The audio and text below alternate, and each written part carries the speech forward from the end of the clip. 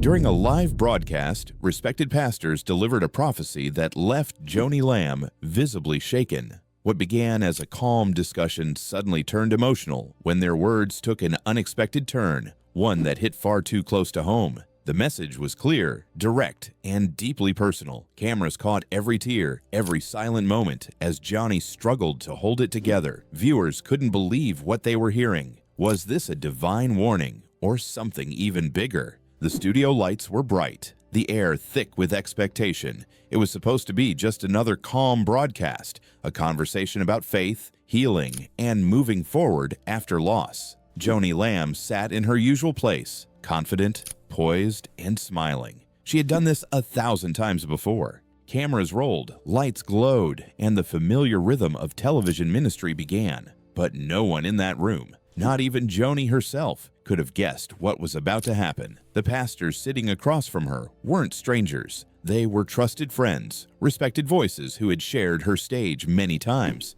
Yet that morning, their tone felt different. It wasn't casual or rehearsed. There was a heaviness in their voices, something urgent. One of them leaned forward and said quietly, "Joni, there's a message you need to hear."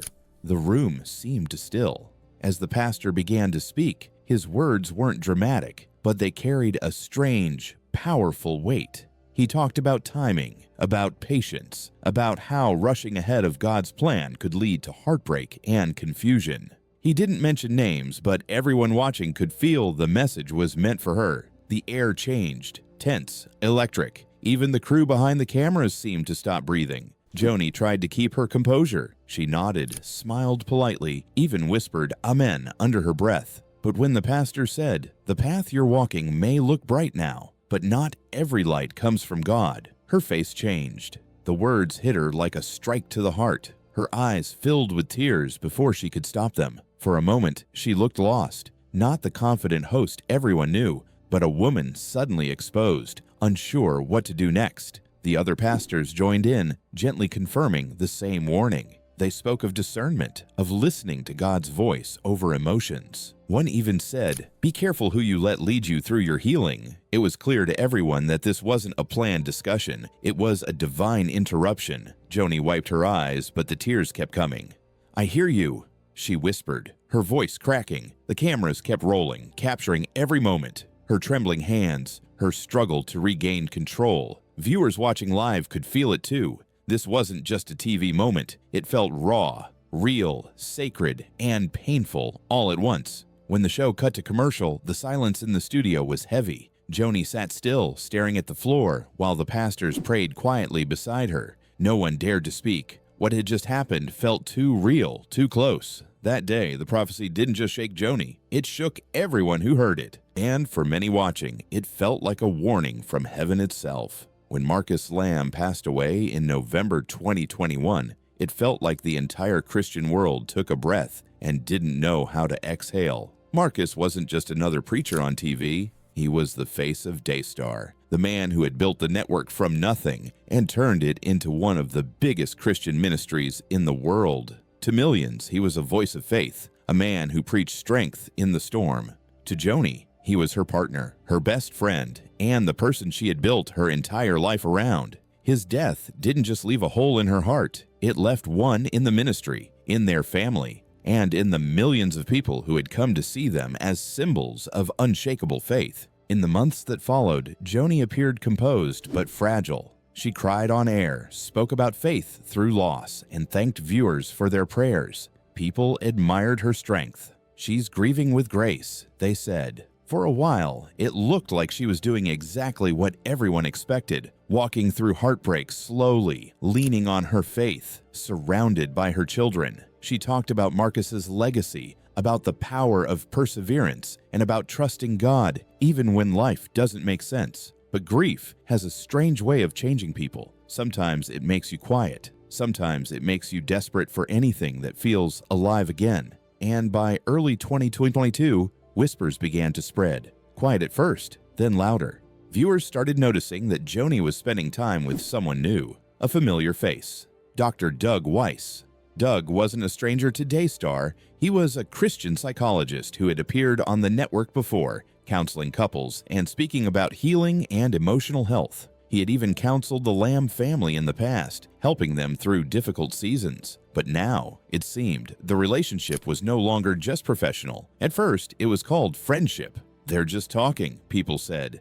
"He's helping her heal." But by summer, photos started circulating. Joni and Doug smiling together at events, traveling, appearing in each other's videos. By July, it was official. They were dating, and less than a year later, by June 2023, they were married. The news hit like a thunderclap. Even for a woman as strong and well-known as Joni, the timing was shocking. To the public, it looked like she had barely paused to grieve before moving on. To those who had followed her for years, it felt almost unthinkable. People had watched Marcus and Joni's marriage play out on screen. The prayers, the laughter, the shared mission.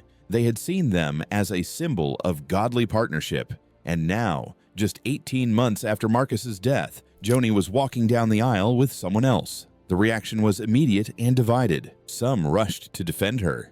"No one can tell another person how to grieve," they argued. "She deserves to be happy." They saw her new marriage as a story of redemption, a woman who had lost everything finding joy again through faith. Others, though, saw something very different. In church communities, Bible study groups, and online forums, the tone was harsher. "Too soon," people said. "It feels wrong." Many felt that Joni had not allowed enough time to honor Marcus's memory, to walk through mourning fully. They worried that the marriage looked rushed, like an emotional escape rather than true healing. For someone in her position, a public spiritual leader, her actions carried more weight than most. Every choice she made was amplified by millions of eyes watching. And then came the deeper questions, the ones that went beyond the marriage itself. Was this relationship something that had started earlier than anyone knew? Had grief turned into something else? Guilt, denial, or fear of loneliness? Some even wondered whether Doug's role as a counselor had blurred boundaries. The rumors swirled faster than anyone could control. Inside the Lamb family, things weren't any easier. The children, who were still mourning their father, were blindsided by how quickly everything was happening. Jonathan Lamb, Marcus, and Joni's son tried to keep strong for the family and for the ministry. But behind closed doors, the shock turned into hurt. He and his wife Susie struggled to understand how the woman who had taught them about patience and faith could move forward so suddenly. As the news spread, so did the tension. Daystar staff began whispering. Some were confused, others were angry. For decades, the Lambs had preached about God's timing, about waiting for His plan. Now the leader of that message seemed to be ignoring it. For viewers and employees alike, the shift was jarring. The controversy wasn't just about love, it was about image, leadership, and legacy. Daystar had built itself on the values of family, integrity, and discernment. It was more than just a ministry, it was a brand. And when the person at the center of that brand suddenly made a decision that felt impulsive, the trust that held everything together began to crack. By the end of 2023, the whispers had turned into full-blown debate. Christian publications covered the story, pastors mentioned it from pulpits, YouTube commentators analyzed every detail, the timeline, the photos, the interviews. Everyone had an opinion, and none of them agreed. Some said it was proof that Joni was human, flawed like everyone else. Others said it was a sign that she had lost her way. Joni herself didn't back down. She spoke publicly about finding peace, about how God had led her to Doug. She said Marcus would have wanted her to be happy, that love wasn't meant to die with loss. To her, it was healing, a second chance. But to others, it was too much, too fast, and too painful to watch. The tension grew until even people who had never heard of Daystar were talking about it. The story had become bigger than a marriage. It was now a test of faith, a debate about how Christian leaders should live, and a reflection of how fragile trust can be in a world that watches everything. For Joni, the months after her wedding were filled with both joy and fear. Joy for finding love again, fear for what it was doing to her reputation and her family. She had built her life in front of cameras, and now those same cameras were capturing her most controversial chapter yet. The woman who once stood as a symbol of grace under pressure was now the center of a storm, one that would shake not just her family, but the very foundation of the ministry she and Marcus had built together. The grief that once brought people closer was now dividing them.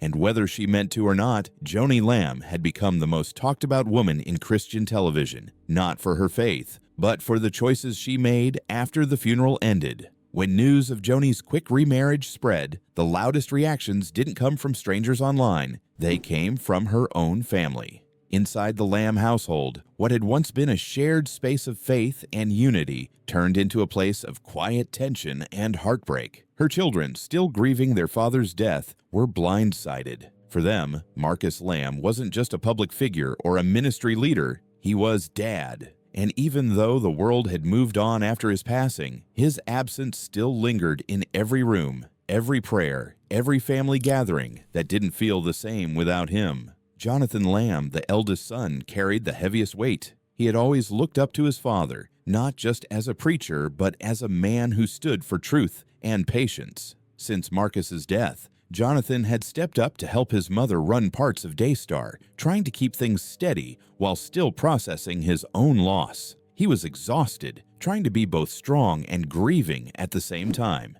Then came the news. His mother wasn't just seeing someone, she was getting married. At first, he didn't believe it. The timeline didn't make sense. His mother had barely had time to breathe, to heal, to mourn. When he finally realized it was true, he felt something crack inside. It wasn't anger at her happiness. It was confusion, pain, and a deep sense of being left behind. "It's like she's moving on without us," he told Susie, his wife, one night. "Like we're still standing in the past, and she's already rewritten the story." Susie felt it too. She had seen how much Marcus's death had crushed the family. She had watched her husband carry the expectations of the ministry, the grief of losing his father, and now the heartbreak of feeling unheard. To them, Joni's decision to remarry so soon wasn't just about love. It felt like a rewriting of their family's legacy, one that didn't include them.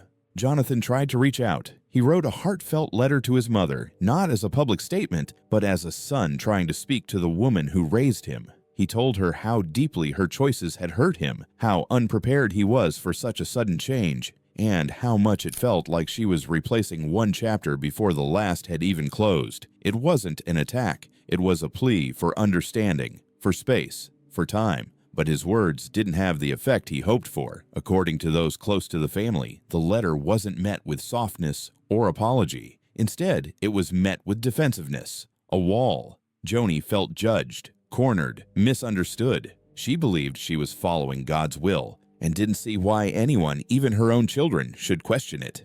The tension grew heavier with every conversation until eventually there weren't any left to have. Behind the scenes, the family rift spilled into the ministry. People at Daystar began to notice the distance. Jonathan and his siblings appeared less often on broadcasts. Family dinners became rare. Calls went unanswered. What had once been the image of unity now looked fractured. For a ministry built on family and faith, it was the kind of fracture that couldn't be hidden for long. And then came the voices from outside. Pastors, ministry friends, spiritual mentors, people who had walked with Marcus and Joni for years. They had seen them grow, pray, build, and lead together. When they heard about Joni's remarriage, many of them didn't rush to judge, but they couldn't stay silent either. One of the first to speak was Pastor Valerie Hartwell, a longtime friend who had also lost her husband years earlier. Valerie wrote a letter to Joni, not out of anger, but out of love. She reminded her of the importance of waiting, of letting God heal before rebuilding. "Grief is not a race," she wrote. "If you run ahead of it, it will find you again." Her words were tender but firm. She urged Joni to take a step back, to make sure this decision wasn't coming from loneliness or pain disguised as faith. Soon more pastors began to echo the same warnings. Some wrote privately, others spoke publicly on podcasts, radio shows, and pulpits. They warned that grief can cloud judgment, that rushing into a new marriage too quickly can lead to deeper wounds. Some even called it a spiritual trap, a deception that looks like comfort but leads to confusion. Their concern wasn't just personal, it was spiritual. Many of them had deep respect for Marcus and what he had built. They feared that his legacy and the integrity of Daystar could be damaged by decisions made in haste. "It's not about love," one pastor said during a sermon. "It's about discernment. When you lead millions, your choices echo farther than you think." Joni heard the warnings. Some came from close friends, others from people she barely knew. But as the voices grew louder, so did her determination to stand by her decision. To her, these weren't warnings from God. They were attacks from people who didn't understand her journey. She believed she was walking in obedience, that this new marriage was part of her healing. The backlash, however, didn't stop. Letters turned into online posts. Sermons turned into headlines. Pastors warned Joni Lamb became the kind of phrase that spread fast, lighting up comment sections and Christian talk shows. Supporters defended her fiercely, saying she deserved joy after years of pain. Critics accused her of abandoning discernment and setting a dangerous example. For Jonathan and his siblings, the noise outside only made things worse inside. They didn't want to see their mother humiliated, but they couldn't ignore their own heartbreak either. Every article, every headline, every sermon reminded them of how public their pain had become. They hadn't just lost their father. Now they had lost their mother in a way too, to a storm that seemed to have no end. By the end of that year, the Lamb family wasn't just dealing with grief anymore. They were living inside a spiritual and emotional earthquake. A family that once prayed together now stood divided, their wounds broadcasted to the world. And through it all, Joni stood firm, holding her ground beside her new husband, while her children and the pastors who loved her the most watched from a distance, hoping she might still hear the warnings before it was too late. The months after Joni's remarriage were some of the hardest her ministry had ever faced. What had started as quiet whispers within church circles turned into a full-blown storm that spread far beyond the Christian community. Daystar, once viewed as a symbol of unity and faith, was now under a cloud of controversy. People weren't just asking about Joni's personal choices anymore. They were questioning the integrity of the entire network. Inside the walls of Daystar, the atmosphere shifted. The laughter that used to fill the studios was replaced by nervous silence. Producers, editors, and longtime staff walked the halls carefully, unsure what they could say or who they could trust. Some had been with Marcus and Joni since the early days, helping build the network from a small Texas studio into a global platform. Now, they watched as decades of hard-earned credibility seemed to crumble overnight. Viewers began pulling away. Emails and letters flooded in from disappointed supporters who said they couldn't understand Joni's decision. "We loved you and Marcus," one woman wrote, "but this doesn't feel right. It feels too soon, too public, too careless."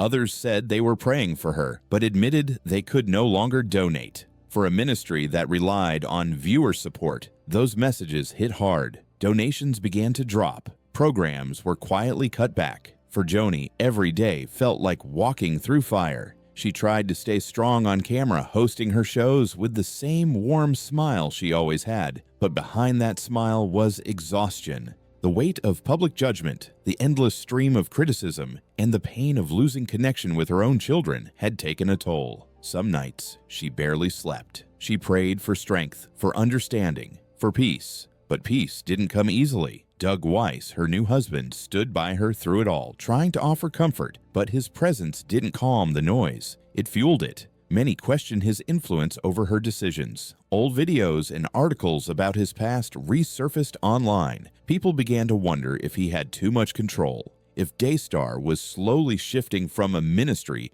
into something more personal, something centered around the couple instead of the gospel. The line between faith and fame grew blurry. Outside the studio, the media couldn't get enough of the story. Christian news outlets debated whether Joni's actions were a woman's right to move forward or a failure of discernment. Secular sites framed it as another televangelist scandal. Everyone had an angle, and none of them favored Joni. Each headline chipped away at the trust Daystar had built over the years.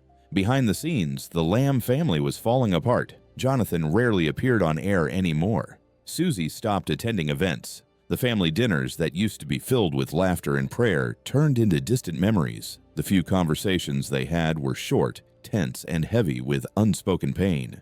For them, it wasn't just about public image. It was about the feeling that the woman who had once led their family with strength and grace had changed into someone they barely recognized. Meanwhile, Daystar's leadership tried to steady the ship. Meetings grew tense as staff discussed declining viewership and strained donor relations. Some board members quietly suggested that Joni step back for a while to let the heat die down, but she refused. "This is my calling," she said firmly. "I won't let people's opinions decide what God has asked me to do."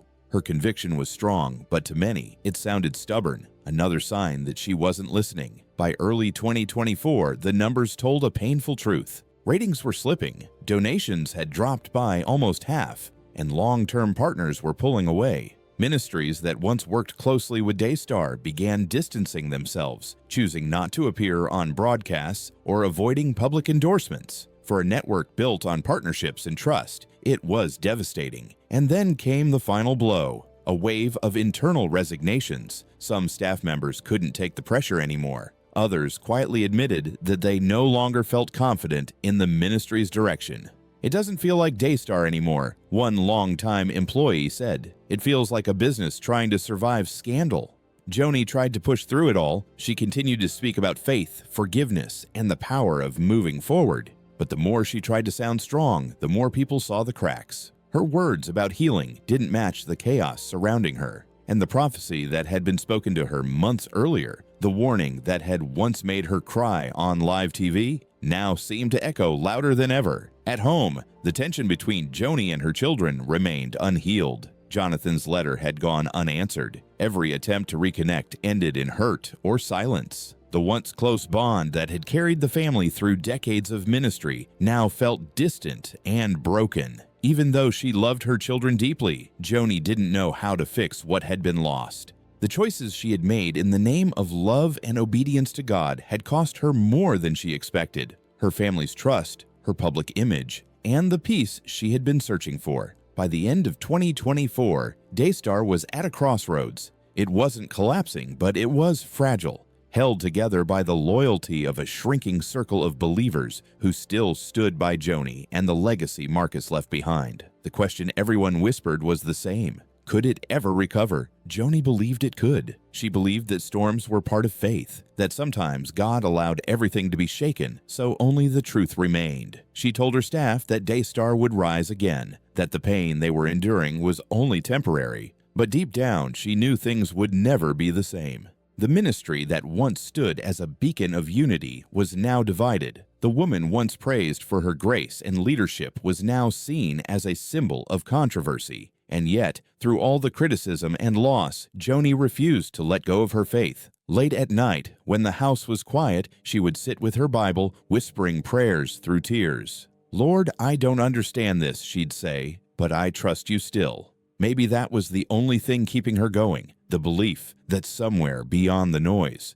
beyond the broken relationships and fading support, God still had a plan. The prophecy had warned of pain, division, and loss. It had come true, but perhaps, Joni thought, this wasn't the end. Maybe it was the breaking that comes before rebuilding. Still, as 2025 approached, one thing was clear. The future of Daystar and of the Lamb family was hanging by a thread. The ministry that had once reached millions was now fighting just to stay alive. And while Joni stood firm in her faith, the cracks beneath her feet were spreading fast. The fire had burned through everything she thought was unshakable, leaving behind only the question that haunted her most. Could something built on faith ever survive when faith itself had been tested this deeply?